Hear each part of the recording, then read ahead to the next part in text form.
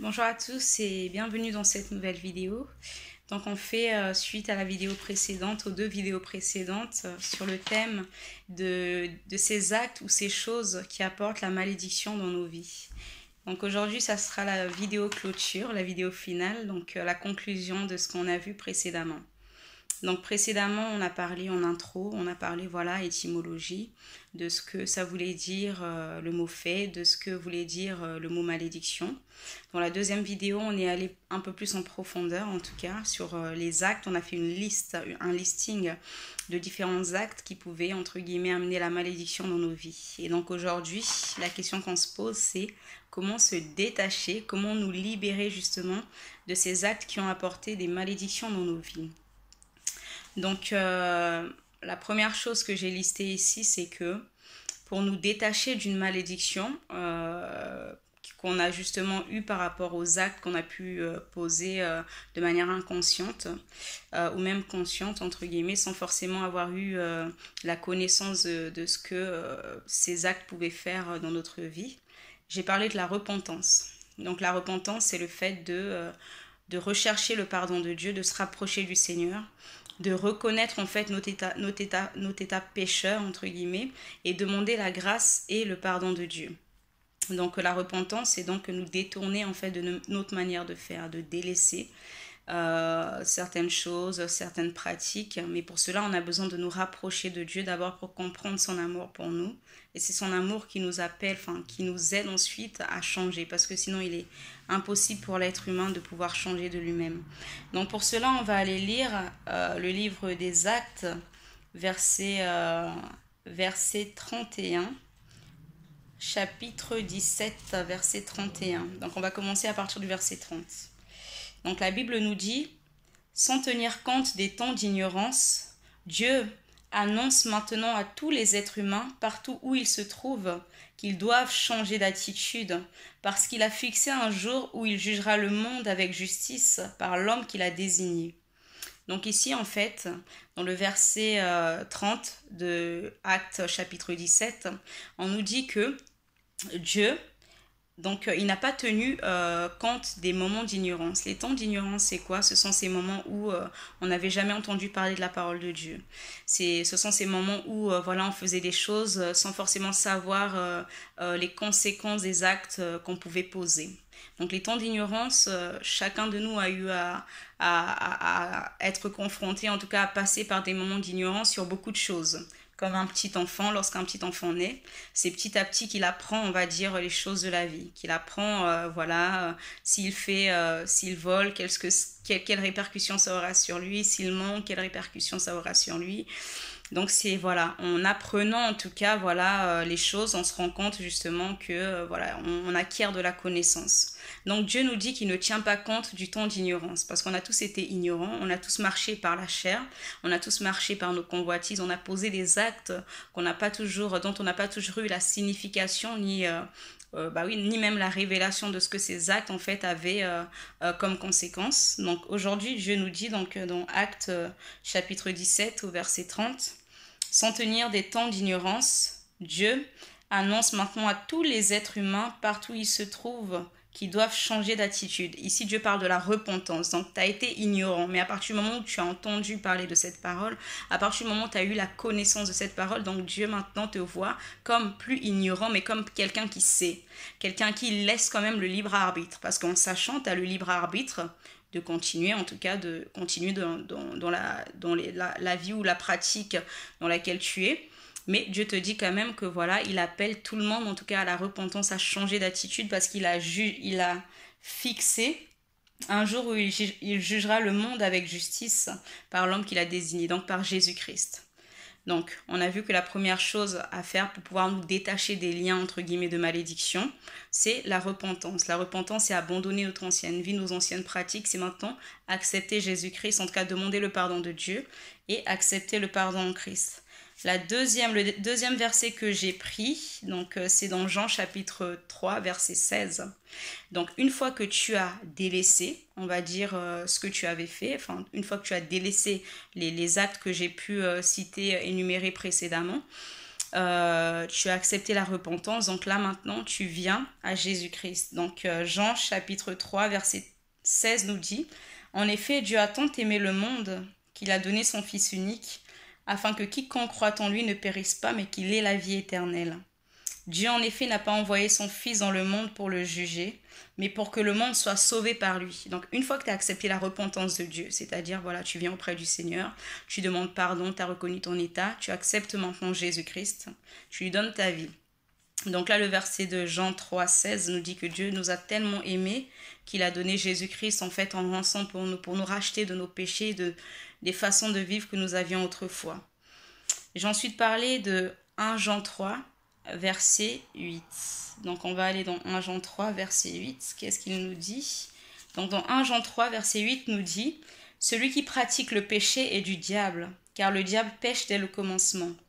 Or c'est pour détruire les œuvres du diable que le Fils de Dieu est apparu. » Ici, le verset, en tout cas ce qui va m'intéresser, c'est « Or, c'est pour détruire les œuvres du diable que le Fils de Dieu est apparu. » En fait, dans les actes qu'on a eu à poser, donc parmi les actes que j'ai énumérés précédemment, ce sont des actes qui ont ouvert les portes, en tout cas aux malédictions. Donc à partir du moment, en fait, on est en marche en fait à l'encontre de la parole de Dieu, le diable a automatiquement en fait droit légal sur notre vie. Ce sont des portes qu'on a pu laisser, des portes ouvertes aux malédictions, là où le diable lui-même est venu assiéger notre vie par des pratiques qu'on a eu à faire, par des choses qu'on a eu à pratiquer. Donc le diable avait maintenant accès à notre vie. Maintenant, la Bible nous dit que Jésus-Christ est paru pour détruire les œuvres du diable. Donc toi, une fois que tu t'es repenti de tous tes actes que tu as fait, de toutes les pratiques que tu as eu à faire, tu acceptes Jésus-Christ et ensuite Jésus-Christ a la capacité maintenant de te délivrer de te délivrer des malédictions auxquelles tu as eu desquelles tu as été victime, des sorts, les sortilèges, toutes sortes de malédictions. Donc là c'était dans 1 Jean chapitre 3 verset 8. Donc là maintenant on va aller dans Romains 6 23 pour voir quelque chose qui est vraiment important. La Bible nous dit en effet le salaire du péché c'est la mort, mais le don gratuit de Dieu, c'est la vie éternelle en Jésus-Christ. En réalité, par les actes que nous avons autrefois pratiqués, que nous avions autrefois posés, dans les actes que j'ai parlé, on était tous morts, on était séparés de la gloire de Dieu, on était séparés de Dieu parce que le péché nous séparait de Dieu. Mais on nous dit le don gratuit de Dieu ici, c'est la vie éternelle en Jésus-Christ. Donc tu as fait toutes ces étapes, la repentance, accepter Christ. Christ dans ta vie vient détruire les œuvres des ténèbres. Et là, tu te rends compte maintenant qu'en fait, le salaire du péché, c'est qu'on était dans la mort. En faisant ces choses-là, on était déjà dans une mort spirituelle parce qu'on était éloigné de Dieu. Et donc, il nous restait plus que la mort physique. C'est-à-dire, une fois qu'on mourait éternellement, on était séparé de Dieu si on n'avait pas reçu Jésus dans notre vie comme notre Seigneur et Sauveur. Ensuite, je parle de Romains, verset 8, chapitre 8, verset 1 à 2 qui nous dit, ce verset il est capital pour cette vidéo en tout cas, il n'y a donc maintenant aucune condamnation pour ceux qui sont en Jésus-Christ, qui ne vivent pas conformément à leur nature propre, mais conformément à l'esprit. Donc ici on te dit, une fois que tu acceptes Jésus-Christ, il n'y a plus aucune condamnation de toi. Enfin, il n'y a plus aucune condamnation sur ta vie. Peut-être que tu as eu à pratiquer ces choses-là, ces œuvres que tu as eu à pratiquer, ces choses que tu as eu à pratiquer avaient ouvert les portes, on va dire, aux malédictions. Les malédictions qui pouvaient être ancestrales, qui pouvaient être héréditaires, qui pouvaient être familiales, même dans le cadre d'une relation amoureuse ou amicale, on a eu à faire des choses. Donc ici on nous dit maintenant une personne qui reçoit Jésus-Christ, il n'y a plus de condamnation dans sa vie parce que Jésus-Christ, comme le disait le verset précédent, il est paru pour détruire les œuvres du diable. Donc je crois que c'était dans 1 Jean 3,8. Le Fils de Dieu est paru pour détruire les œuvres du diable. Toi en acceptant Jésus-Christ en fait, tu donnes accès à Christ de venir briser la malédiction qu'il y a sur ta vie. Mais attention, on nous dit à ceux qui justement il n'y a plus de condamnation pour ceux qui sont en Jésus-Christ, qui ne vivent plus conformément à leur nature propre. Donc, c'est-à-dire, tu as fait tout cela. Maintenant, tu rejettes, c'est-à-dire, tu as délaissé les œuvres que tu faisais autrefois. Maintenant, tu acceptes d'être guidé par l'Esprit de Dieu. Tu acceptes de marcher selon la volonté de Dieu. Tu acceptes de marcher par l'Esprit de Dieu. C'est là simplement que ces malédictions n'auront plus d'effet. Parce que si toi, tu acceptes Jésus-Christ, tu fais tout cela, mais tu continues à marcher dans la manière dont tu marches, ces malédictions vont quand même te rattraper. Il y aura quand même un droit, entre guillemets, légal sur toi parce que, voilà, tu ne veux pas délaisser. Le diable aura quand même quelque part un droit, une mainmise en tout cas sur ta vie. Mais on te dit, voilà, tu n'as plus de condamnation sur ta vie quand tu acceptes Christ et quand tu marches par le Saint-Esprit. Donc, c'est vraiment important à savoir. Et je nous ai aussi parlé de Colossiens. Colossiens qui est un verset vraiment capital aussi. Colossiens chapitre 2, versets 13 à 14, qui nous dit « Vous qui étiez morts en raison de vos fautes et de l'incirconcision de votre corps, donc Jésus-Christ vous a rendu à la vie avec lui. Il nous a pardonné toutes nos fautes. Il a effacé l'acte rédigé contre nous, qui nous condamnait par ses prescriptions, et il l'a annulé en le clouant à la croix. L'acte qui nous condamnait, c'était les malédictions. Donc on peut dire que, en acceptant Christ, les condamnations qui avaient été sur nous ont été annulées. Parce que justement, par les actes que nous avons eu à poser, on a laissé, on va dire, une porte ouverte à l'ennemi d'être un peu maître de notre vie. Donc quand l'ennemi vient dans notre vie, ce n'est pas pour nous faire du bien malheureusement, mais c'est plutôt pour faire de nous ce qu'il veut faire. Donc il vient, la Bible nous dit dans Jean, je crois que c'est chapitre 10, le diable ne vient que pour dérober, pour égorger, pour détruire. Et Jésus nous dit, il est venu pour donner la vie éternelle, pour donner une vie en abondance. Donc ici, on se rencontre dans ce verset de Colossiens justement, 2, 13 à 14, on nous dit que Jésus-Christ a effacé les ordonnances, les prescriptions, donc les condamnations, on peut dire, il a effacé les malédictions qui nous condamnaient. Voilà, justement, sa mort à la croix a été justement l'acte qui déchirait ces ordonnances pour toute personne maintenant qui donne sa vie à Christ. Donc on a parlé de repentance, donner sa vie au Seigneur Jésus-Christ et marcher par le Saint-Esprit. Et je vais finir par, je vais d'abord faire le récap de ce que j'ai dit jusque-là. Donc on a parlé des œuvres, voilà, qui ouvraient en tout cas les portes aux malédictions dans nos vies. On a vu qu'il y avait l'occultisme et la sorcellerie. Dans ça, j'ai vu la divination, la sorcellerie, la voyance, l'ésotérisme, la nécromancie. Bon, je n'ai pas parlé de la nécromancie. Je rajouterais même la masturbation, je rajouterais la pornographie. J'ai parlé également de la consultation, de la divination, de la magie, qu'elle soit noire, blanche, rouge. Sachant qu'il n'y a pas de magie qui est bonne. Le diable, il n'y a pas de bon diable ou de méchant diable. Le diable reste le diable. Parce que quand on ne marche pas par l'esprit de Dieu, on marche automatiquement par l'esprit de l'ennemi. Malheureusement, l'ennemi est subtil, il est flatteur, il est séducteur. Dans une des vidéos, je parlerai de la séduction pour voir comment l'ennemi peut agir dans nos vies. Il agit par séduction, donc par ruse, pour nous faire croire qu'il y a une magie qui est meilleure qu'une autre. Non, la magie reste la magie, c'est avec l'esprit du diable que tu travailles lorsque tu fais de la magie. Donc j'ai parlé des actes de l'occultisme et de la sorcellerie, j'ai parlé de l'idolâtrie, j'ai parlé des relations sexuelles illicites. Dans les relations sexuelles illicites, j'ai mis l'adultère. Homme marié qui trompe ta femme, femme mariée qui trompe ton mari. J'ai parlé de l'impudicité, donc avoir des rapports sexuels sans que l'on soit marié, donc le copinage, le concubinage, le pax, etc. J'ai parlé de l'homosexualité, ce sont des portes, des pratiques en fait qui ouvrent en tout cas des portes en fait aux malédictions dans nos vies, l'homosexualité, la bisexualité. J'ai parlé de la zoophilie, le fait d'avoir des rapports sexuels avec des animaux, des bêtes, oui ça existe. J'ai parlé également de la prostitution. Donc je voulais revenir sur le cas de l'inceste. J'ai également parlé de l'inceste. L'inceste, c'est le fait d'avoir des rapports sexuels avec un membre de sa famille. Ça peut être ton cousin, ta cousine, ton frère, ta soeur, ton oncle, ta tante, ton père, ta mère.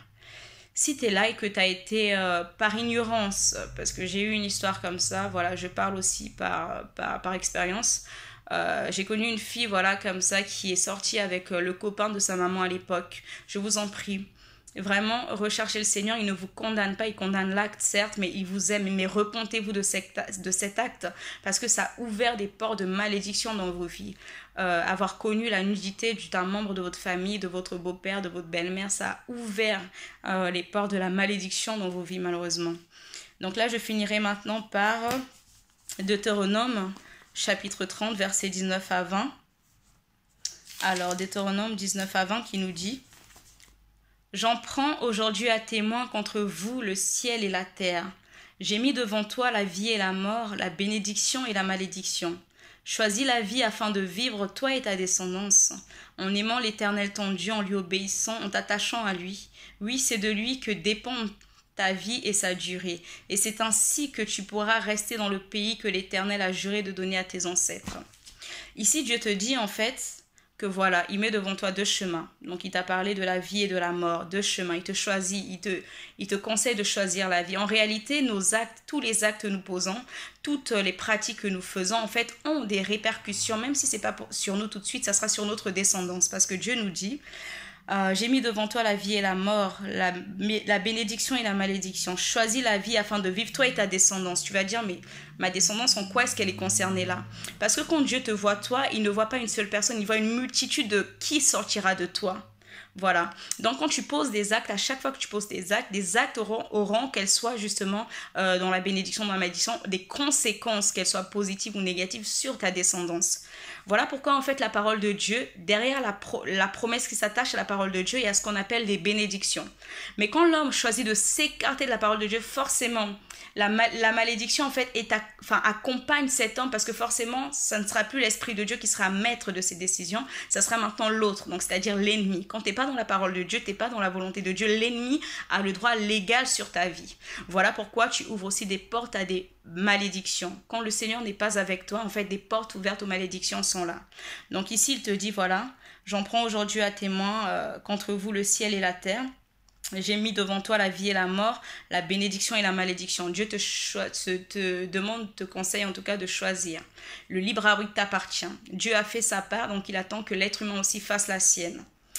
Et je terminerai sur Deutéronome 30, versets 9 à 10 qui nous dit « L'Éternel ton Dieu te comblera de bien en faisant prospérer tout le travail de tes mains, tes enfants, les portées de tes troupeaux et le produit de ton sol. En effet, l'Éternel prendra de nouveaux plaisirs à ton bonheur, tout comme il prenait plaisir à celui de tes ancêtres. Lorsque tu obéiras à l'Éternel ton Dieu en respectant ses commandements et ses prescriptions écrits dans ce livre de la loi, lorsque tu reviendras à l'Éternel ton Dieu de tout ton cœur et de toute ton âme. » En réalité, en fait, voilà, on a le choix. La parole de Dieu est accompagné automatiquement des promesses de Dieu. En fait, un homme qui choisit de vivre par la parole de Dieu, qui choisit de faire de la parole de Dieu justement, on va dire sa vie, voilà, si je peux le dire comme ça, automatiquement à lui sont accompagnées les promesses de Dieu. Mais lorsque toi, tu prends l'autre chemin qui est donc la malédiction et la mort, voilà, je vais relire ce verset parce qu'il est vraiment important. Il dit, voilà, j'en prends aujourd'hui à témoin contre vous le ciel et la terre. J'ai mis devant toi la vie et la mort, la bénédiction et la malédiction. Tu vois que la vie est liée à la bénédiction, la mort est liée à la malédiction. Mais qu'est-ce que choisir la vie ? Choisir la vie, c'est d'accepter en fait de vivre par le Seigneur, par l'Esprit du Seigneur, avec le Seigneur, en nous repentant, en abandonnant nos pratiques et en acceptant Dieu dans notre vie. C'est ça la vie ou encore la bénédiction. Mais la malédiction s'attache à nous lorsque nous délaissons, nous ne voulons pas de Dieu, mais nous voulons vivre d'après des choses qui vont laisser les portes ouvertes à l'ennemi même de venir assiéger notre vie. Voilà, peut-être que tu es là, tu regardes cette vidéo, tu te reconnais dans l'une des pratiques que j'ai dites. Il faut savoir que voilà, ce n'est pas une fatalité. Tu as encore la possibilité en tout cas de te repentir, de changer de vie. Jésus n'est pas venu pour te condamner, Jésus est venu pour te sauver comme on l'a lu dans Jean 3,16. Il dit que Dieu a tant aimé le monde qu'il a donné son Fils afin que quiconque croit en lui ne périsse pas mais qu'il ait la vie éternelle.